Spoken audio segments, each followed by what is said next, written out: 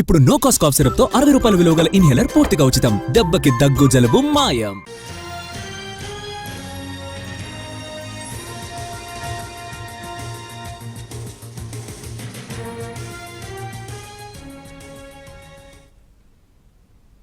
అసెంబ్లీలో ప్రజల గొంతు వినాలనే ఉద్దేశం ప్రభుత్వానికి లేదన్నారు వైసీపీ అధినేత జగన్. తాము అధికారంలో ఉన్నప్పుడు కొందరు టీడీపీ ఎమ్మెల్యేలను లాగేసి చంద్రబాబుని ప్రతిపక్ష హోదా నుంచి తప్పించాలని తనకు చాలా మంది సలహా ఇచ్చారని జగన్ చెప్పారు. కానీ తాము అలా చేయలేదన్నారు. వారి అభిప్రాయాలు విన్నామని, ఇప్పుడు అలాంటి పరిస్థితి లేదన్నారు. ఎవరూ గొంతు విప్పకూడదనేది కూటమి అభిప్రాయమన్నారు. ప్రెస్ మీట్లో సూపర్ 6 మోసాలు, మెడికల్ కాలేజెస్, యూరియా సహా రైతుల కష్టాల మీద మాట్లాడేందుకు గంటకు పైగా సమయం పట్టిందని, ఆ మాత్రం అవకాశం ఉంటేనే సభలో ఏదైనా వివరంగా మాట్లాడగలమని జగన్ చెప్పారు.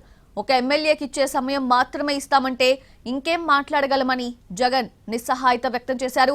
అసెంబ్లీలో ఉన్న 4 పార్టీల్లో ప్రతిపక్షంలో ఉన్నది వైసీపీ మాత్రమేనని, అలాంటి పక్షాన్ని అధికారికంగా ప్రతిపక్షంగా గుర్తిస్తే సభలో మాట్లాడేందుకు తగిన సమయం ఉంటుందని జగన్ అభిప్రాయం వ్యక్తం చేశారు. కానీ ప్రధాన ప్రతిపక్షంగా గుర్తించడానికి ప్రభుత్వం ముందుకు రావటం లేదని ఆరోపించారు. అసెంబ్లీలో అధికార పక్షం డబుల్ యాక్షన్ చేయాలనుకుంటోందని, నువ్వు కొట్టు నేనేడుస్తా అన్న రీతిలో వారు వ్యవహరిస్తున్నారని ఎద్దేవా చేశారు. అందుకనే మీడియా వేదికగా ప్రజా సమస్యలపై మాట్లాడుతున్నట్టు చెప్పారు. తాడేపల్లిలోని పార్టీ కేంద్ర కార్యాలయంలో వైసీపీ లెజిస్లేటివ్ పార్టీ సమావేశం జరిగింది. మండలిలో ప్రభుత్వాన్ని ప్రజా సమస్యలపై నిలదీయాలని పార్టీ ఎమ్మెల్సీలకు దిశానిర్దేశం చేశారు.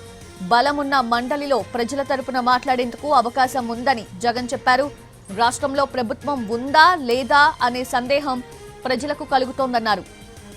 విద్య, వైద్యం, వ్యవసాయం లాంటి కనీస అంశాలను కూడా పట్టించుకోవటం లేదని ఆరోపించారు. లా అండ్ ఆర్డర్ కూడా దారుణంగా ఉందని ఆరోపించారు జగన్.